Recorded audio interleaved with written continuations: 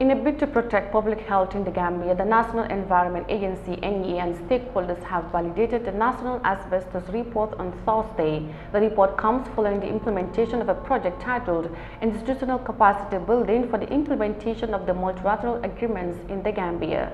The project, which began in May, will bring about a lot of changes when it comes to asbestos. Details of that in this report.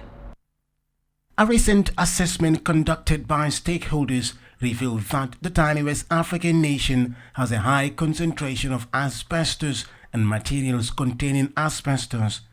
The survey was carried out through a multitude of inventory teams comprising mainly institutions that possess or use asbestos and institutions with regulatory mandates.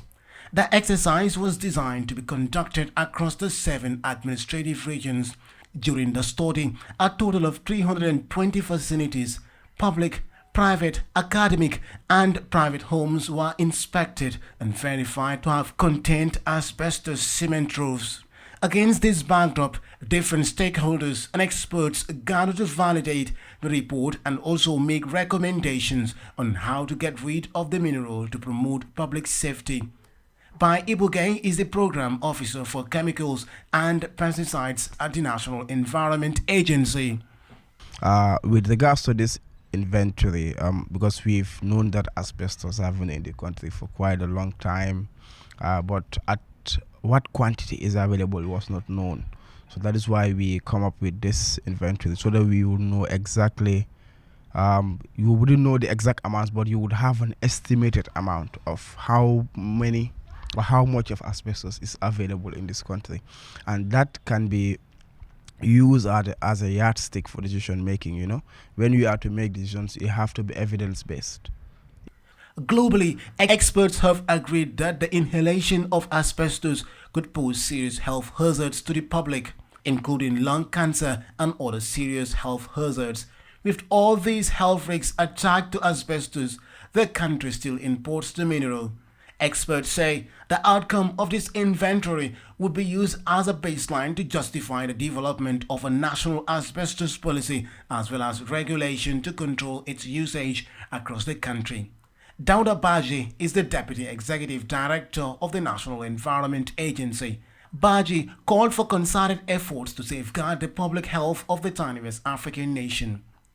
It is important to work together collectively to protect our health, the health of the generation yet to be born, and the environment in which we live, from pollution associated with asbestos and asbestos-containing material. In addition, our role also is not only to protect us alone. Our role also is to protect other God-created living things that are here.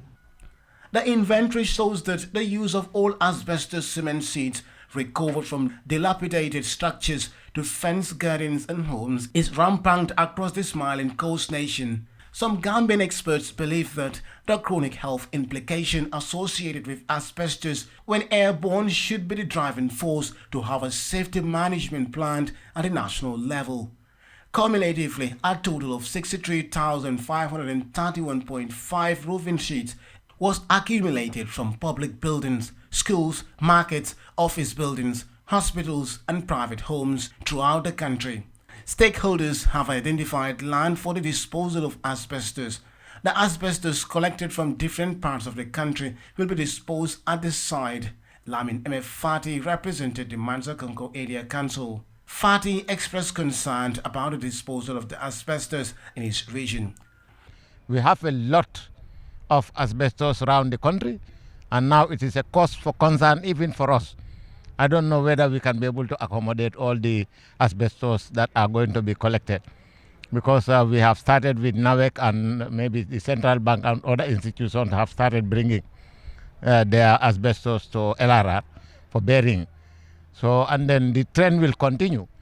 I don't know whether we can be able to, because the land we have secured is very small.